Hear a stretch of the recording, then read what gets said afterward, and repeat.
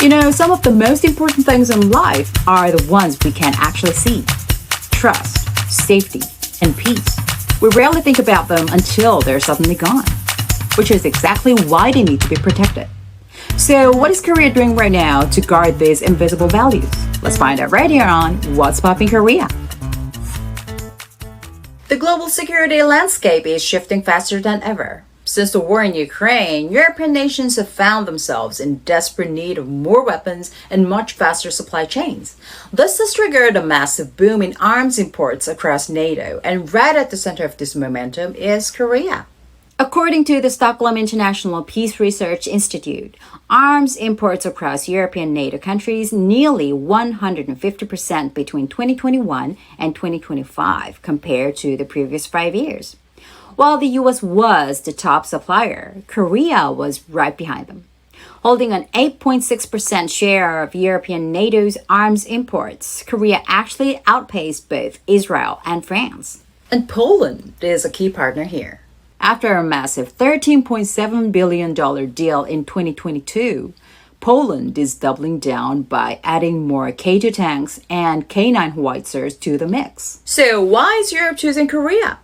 Fast delivery, competitive pricing, tech transfers, and local production. But where it is, the buzz around Korea's defense industry isn't just about expert numbers. Let's find out more with our air reporter, Chappie. Hi, Chappie. Hello, Chappie's here. So Korea's defense growth is trying into its global standing, right? That's right. As Kdefense gains attention, there are growing calls to reassess Korea's international standing. Recently, the British current affairs and history magazine Inglesburg Ideas ran a column arguing that Korea should be accepted as the 8th member of the G7. The column noted that Korea not only shares values like freedom, peace, and democracy, but also possesses the material capabilities to help underpin the global order. As one piece of evidence, it pointed out that Korea has become the second largest supplier of weapons to European NATO member states after the United States. The world is now looking at Korea not just as a simple arms exporter, but as a reliable partner capable of jointly ensuring security. Thank you, Chappie. Just half a century ago, Korea relied on foreign weapon aid, but today it's a key partner guarding the security of other nations. We look forward to seeing Korea continue to contribute to global peace with responsibility and trust. Moving on. A symposium dedicated to finding sustainable peace on the Korean Peninsula was held right here in Seoul. The Korea DMZ International Peace Symposium is marking its 8th year. World experts gathered here to talk about global peace. With rising nuclear threats from North Korea, inter-Korean relations, and US-China competition, the participants agree that a fresh approach is urgently needed.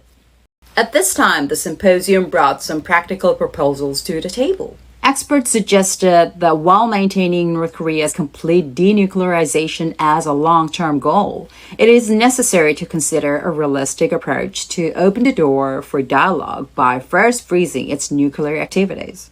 They also pointed out that Korea must prepare a concrete negotiation strategy in preparation for the possibility of US-North Korea talks being resumed.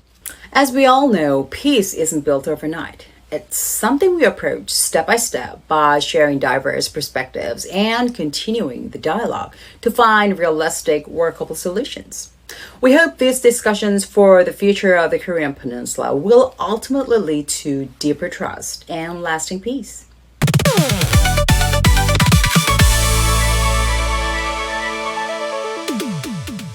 As you've probably seen in the news, recovery efforts are still underway in Venezuela following a massive 7.1 magnitude earthquake. With so many families losing their homes, the international community has stepped up to help, and Korea is moving quickly to join the global relief efforts. Korea has provided $5 million in humanitarian aid to support the earthquake recovery. This funding will be channeled through international organizations to provide urgent relief, including food, clean water, and medical supplies. While closely monitoring the situation on the ground, Korea is also considering deploying its disaster relief team. Following the government's swift response, Korean companies and citizens are also reaching out to lend a helping hand to Venezuela. First, Hyundai Motor Group donated $1 million to the Korean Red Cross. JYPEntertainment, the leading Kpop agency behind groups like Twice and StrayKids, also stepped up with a $200,000 donation to an international relief NGO, focusing on mental health, therapy, and health and sanitation support for Venezuelan children.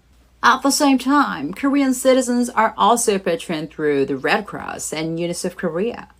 Their donations are pouring in, giving real hope to Venezuela's recovery. Disasters know no borders. Right now, hands of help are reaching out to Venezuela from all corners of the world. We sincerely hope Venezuela overcomes this tragedy as quickly as possible and find its peace again. That was all for today. Which story did you like the most? If you find this video interesting, please hit that subscribe and like button and feel free to leave your comments down below. Thank you for watching. I'm Lumi K and I'll see you in the next one. Bye!